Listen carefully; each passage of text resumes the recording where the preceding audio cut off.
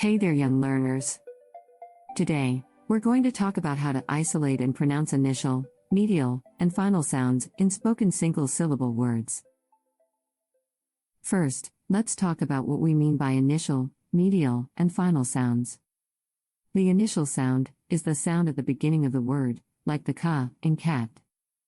The medial sound is the sound in the middle of the word, like the ah in cat. And the final sound is the sound at the end of the word, like the t in cat.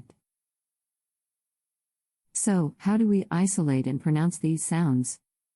Well, let's start with the initial sound. To isolate the initial sound, we say the word and listen carefully to the first sound we hear. So, let's say cat again. What sound do you hear first? That's right, it's the k sound. Now, let's move on to the medial sound. To isolate the medial sound, we say the word slowly and listen carefully to the sound in the middle of the word. Let's say cat slowly this time. What sound do you hear in the middle? That's right, it's the sound. Finally, let's talk about the final sound.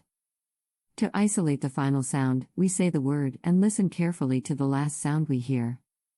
So, let's say cat one more time. What sound do you hear at the end? That's right, it's the t sound. Now, let's practice with some real-world examples. Let's take the word dog. What's the initial sound? That's right, it's the d sound.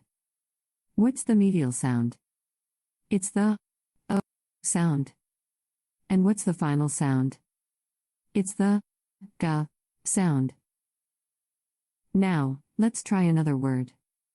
How about sun? What's the initial sound? It's the s sound. What's the medial sound? It's the sound. And what's the final sound? It's the na sound. Great job, young learners. You're well on your way to mastering initial, medial, and final sounds in spoken single-syllable words.